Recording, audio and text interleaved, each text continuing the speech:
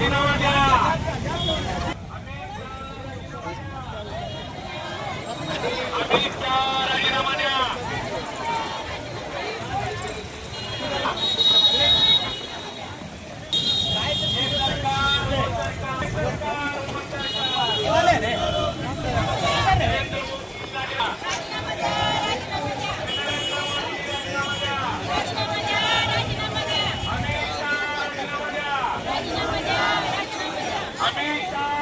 द्या.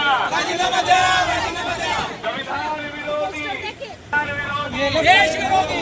संविधान विरोधी, देश विरोधी. हम अपना अधिकार मांगते,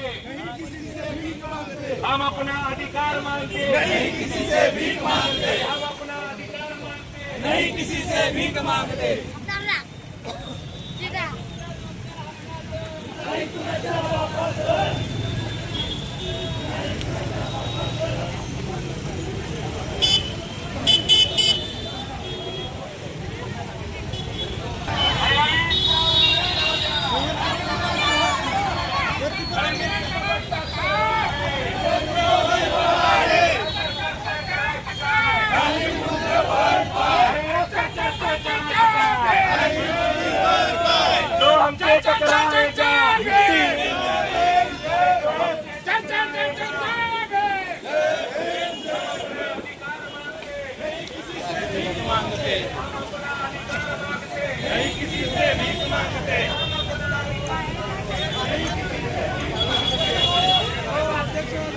आज आपण इथं जमलो आहे तिथं निषेध नोंदवण्यासाठी जमलो आहेत, कारण की मागच्या वारंवार नीट फुटीचा पेपर फुटतो, नेटचा पेपर फुटतो, पण त्या नेटच्या पेपर फुटीला कंटाळून आपले 22 विद्यार्थ्यांनी आत्महत्या केलेत.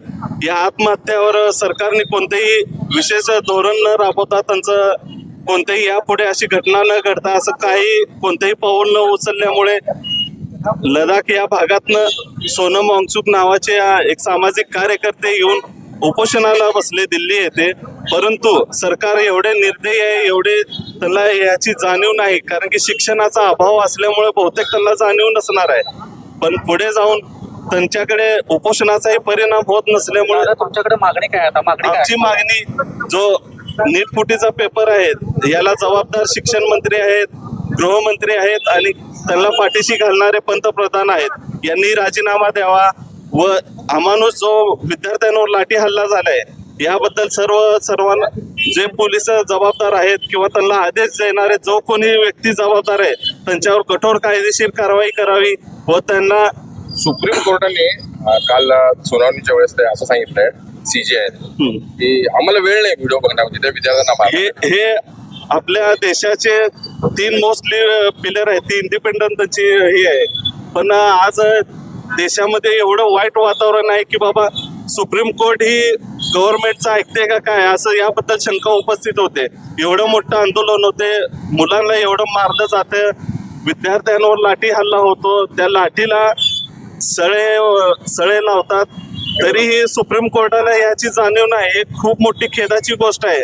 आता सुप्रीम कोर्ट हे सर्वोच्च आहे आपल्या भारतामधील, पण सुप्रीम कोर्ट पण जर ऐकत नसेल विद्यार्थी तर कोण ऐकणार? वाली कोण विद्यार्थ्यांना? देशाच्या तरुणांसाठी सरकारने काळजी करणं की वारंवार घटना होऊ न देणं आणि भविष्याची काळजी करणं हे सरकारचं मेन काम आहे आणि तेच त्यांनी करायला पाहिजे. महिन्यापासून जे पेपर लीक प्रकरण गाजत आहे, अख्ख्या देशातून उठाव झालेला आहे.